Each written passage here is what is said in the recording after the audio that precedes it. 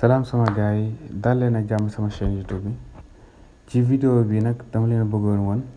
nan ngeen di autoriser wala ngeen bloquer benn nit ci seen réseau wifi am bi vidéo bi nag defoon naa ko ci ak Android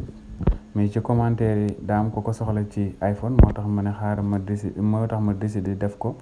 sous iPhone voilà mais même chose la tamit moo ak biñ defoon la fois passée sauf que bii nii su ñuy génne adresse MAC bi mooy xaw a am wuute tuuti pour nga def ko nag lu yomb la da ngay ubbi navigateur bi rek soo ubbee navigateur fii nii ci kaw nga bind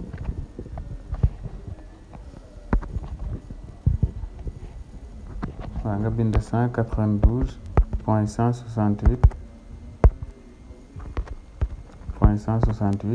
192.168.1.1 voilà léegi fii soo fi lee mu laal mot de passe moom nga ñu dugal suñu mot de passe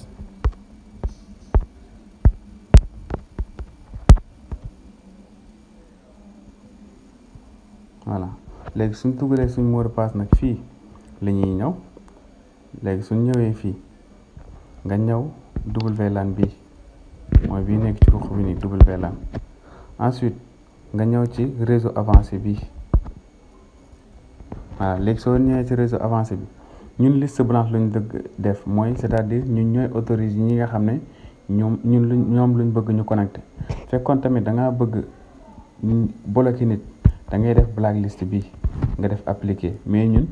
bii dañoo bëgg def ñi nga xam ne ñoom ñoo am droit connecté léegi soo ko defee pare da ngay ñëw fii mooy contrôle accès nga bës ci moom nga wàcc ba ci suuf lii ay tour yi nga xam ne ajouté woon naa ko pare koo ajouté rek day nekk ci biir liste bi léegi nga def créer un nouveau léegi fii nga bind turam par exemple mën naa def iPhone voilà léegi nag pour nga xam numéro bii da ngay ñëw ci paramètre waaw ma dem paramètre ngay ñëw ci paramètre soo ñëwee ba ci paramètre nga dem wifi soo demee wifi da ngay bës mel ni comme si da ngay connecté léegi ci i bi fii i bi gis ngeen i bi am na crochet fii excusez-moi am na benn caabi kii kànnaar fii wifi bi ak i bi ci i bi ni ngay bës soo bësee ci i bi soo wàccee da ngay gis adresse wifi léegi nag lii nii ngay recopier lii exactement moom ngay ñëw bind fii nii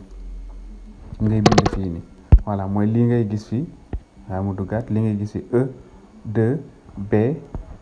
E2B 80 bu mu jeex loolu noonu ngay ñëw bind ko fii nii léegi soo ko bindee fii ba pare nga def appliquer rek moom mi dina mën a connecté waaye fekkoon tamit da nga ko bëggoon a bloqué su boobaay da ngay ñëw nga ne blacklist appliquer su boobaay ñii nekk ci liste bi yëpp kenn dootu mën a connecté ci wifi bi ok vidéo bi nag ñu ngi koy yemale fii fekkee vidéo bi neex na leen maa ngi ñaan ngeen partagé ko seeni xarit te ngeen abonné jaa ngeen jëf